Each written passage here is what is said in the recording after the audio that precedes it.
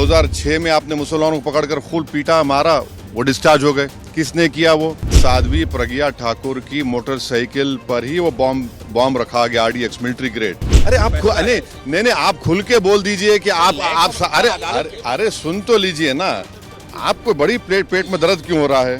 समझौता ब्लास्ट किसने किया नहीं मालूम, मक्का मस्जिद का ब्लास्ट किसने किया नहीं मालूम, मुंबई ट्रेन ब्लास्ट किसने किया नहीं मालूम, 2006 मालेगांव किसने किया नहीं मालूम, 2008 किसने किया नहीं मालूम।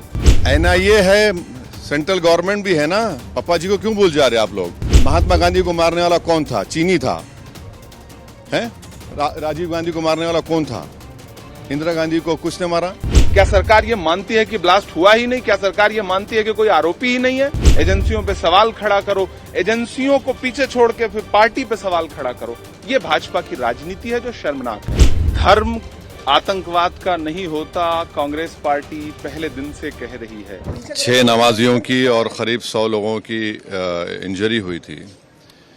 पहले मुंबई ATS ने, जिसको इन्वेस्टिगेट कर रहे थे हेमंत करकरे साहब, शहीद हेमंत करकरे, और उसके बाद वो इन्वेस्टिगेशन गया NIA के पास। अब इसमें इन्वेस्टिगेशन बहुत गलत हुआ। दूसरी बात यह है कि 17 साल के बाद कोर्ट ने तमाम आरोपियों को एक्विट कर दिया। हमारा पहला सवाल मोदी सरकार से और महाराष्ट्र की BJP सरकार से है कि जिस तरह वो लोग अपनी बेचैनी का इजहार किए थे और ऐसा लग रहा था कि उनके जिस्म में कोई बहुत बड़ी चीज छुप चुकी है, वो सुप्रीम कोर्ट भागकर मुंबई के जो ट्रेन ब्लास्ट में उन्होंने सुप्रीम कोर्ट भागे थे, सुप्रीम कोर्ट को गए, वहां पर जाकर उन्होंने उस जजमेंट पर स्टे लिया। मेरा पहला सवाल ये है कि क्या टेररिज्म के ऊपर इनकी हिपोक्रेसी होगी अगर वो सुप्रीम कोर्ट नहीं जाएंगे? क्या वो सुप्रीम कोर्ट को जाएंगे? दूसरा ये है कि मिलिट्री ग्रेड RDX वहां पर इस्तेमाल हुआ, ये NIA ने अपनी चार्जशीट में कहा। अब ये मिलिट्री ग्रेड RDX इस्तेमाल हुआ तो फिर ये कहां से आया भाई? 2006 का बॉम्ब ब्लास्ट मालेगांव का 2 हुए, 2006, 2008। 2006 में आपने मुसलमानों को पकड़कर खूब पीटा मारा, वो डिस्चार्ज हो गए। किसने किया वो? अब 2008 का ब्लास्ट फिर किसने किया? और तीसरा ये याद रखिए कि अगर साध्वी प्रज्ञा ठाकुर की मोटरसाइकिल पर ही वो बॉम्ब रखा गया, RDX मिलिट्री ग्रेड, और NIA ने कहा कि उनके पास नहीं था, वो 2 लोगों के पास था, रामजी कलसांगरे, जो अभी तक गायब हैं। तो फिर ये हमको समझ में नहीं आ रहा। फिर मुंबई में जो ब्लास्ट हुआ था 1991 में, उसमें भी एक महिला के नाम पर एक वो गाड़ी थी, क्या बोलते हैं आपकी, मारुति वैन थी, जिसको ना चलाने आता था, उसको आपने कन्विक्शन दे दिया। ये हमको समझ में नहीं आ रहा। हाँ नहीं, सुन तो लीजिए ना। अरे भाई आप लोगों को इतना तकलीफ क्यों होती है?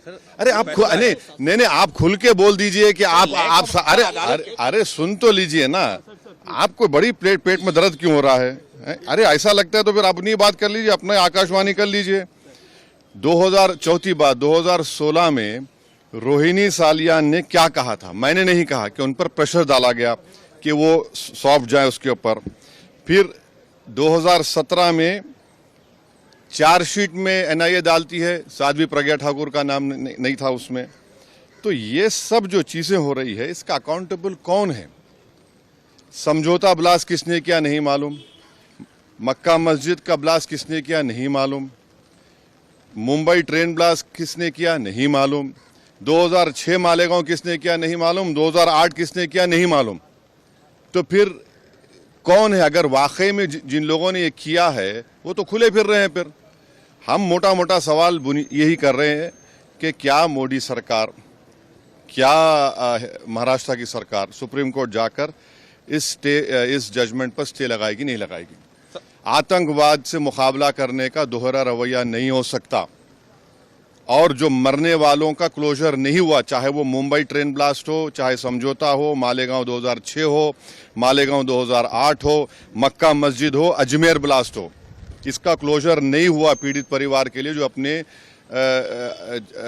रिश्तेदारों को, अपने लव वंस को खोए हैं। सब भगवा आतंकवाद के लिए बात कही गई थी, इस केस के लिए कहा गया था भगवा आतंकवाद। इस मामले को चाहेंगे कि महाराष्ट्र की सरकार चुनौती दे सुप्रीम कोर्ट में? एनआईए है, सेंट्रल गवर्नमेंट भी है ना, पापा जी को क्यों भूल जा रहे आप लोग? एनआईए भी तो है। एनआईए किसके अंडर काम करती है? एनआईए तो गवर्नमेंट ऑफ इंडिया के अंडर काम करती है। रोहिणी सालियान का स्टेटमेंट है, मिलिट्री ग्रेड अगर आरडीएक्स इस्तेमाल हो रहा है तो भाई साहब ये कहां से आया? ये बड़ा सवाल है। सर भगवान देखिए छोड़िए ना, सुनिए हमारी बात को, आपको एक ही रट लगा हुआ है। नहीं सुन लीजिए ना, सुन लीजिए एक बात सुनिए। अच्छा तो इसका मतलब आप हेमंत करकर को गाली दे रहे हैं? बोलिए खुल के आप लोग, जिसने अपनी जान इस देश के लिए दे दी, बोलिए हेमंत करकर झूठा था।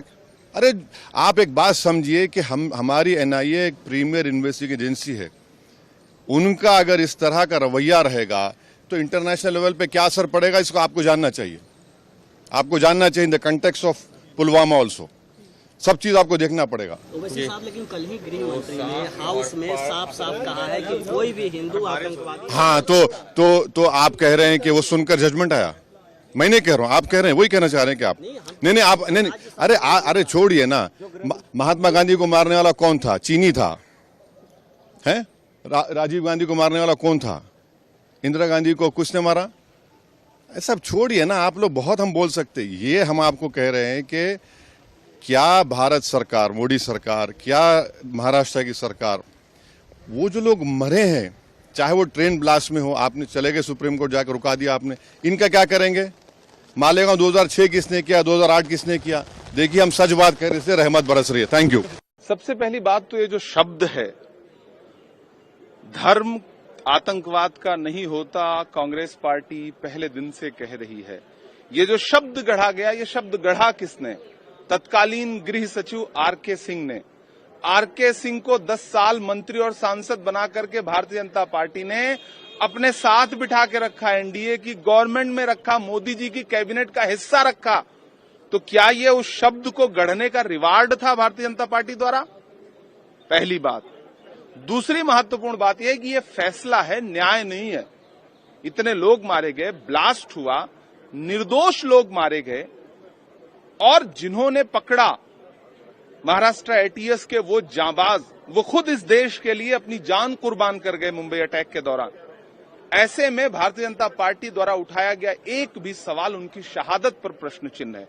लोग मारे गए हैं और भाजपा तो पहले दिन से उन्हें आरोपी नहीं मान रही थी, इसीलिए माननीय बना करके उस आतंकी, इतने जघन्य आरोपी को वो पार्लियामेंट ले आए थे, और जब काम निकल गया तो उनसे पीछा छुड़ा लिया।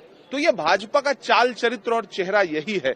एजेंसियों पे सवाल खड़ा करो, एजेंसियों को पीछे छोड़ के फिर पार्टी पे सवाल खड़ा करो, ये भाजपा की राजनीति है जो शर्मनाक है। लेकिन क्या लगता है आपको कि इसको, इस फैसले के खिलाफ आगे और ऊपरी अदालत में जाना चाहिए, और क्या इस फैसले को आप जो है मानते हैं कि तो क्या सरकार क्या इस मूड में है कि वो आगे नहीं जाएगी? क्या सरकार ये मानती है कि ब्लास्ट हुआ ही नहीं? क्या सरकार ये मानती है कि कोई आरोपी ही नहीं है? क्या सरकार का ये पक्ष है? क्या एनआईए का आज तक जो राजनीतिक दुरुपयोग होता रहा है, उसके बाद एनआईए का जो चरित्र है देश के सामने और जो विश्वास है उस पर, वो तभी बहाल होगा जब एनआईए इसमें आगे बढ़कर के देश को ये बताए कि नहीं, इतनी बड़ी घटना घड़ी, दर्जनों लोग मारे गए, उसका गुनहगार कौन है?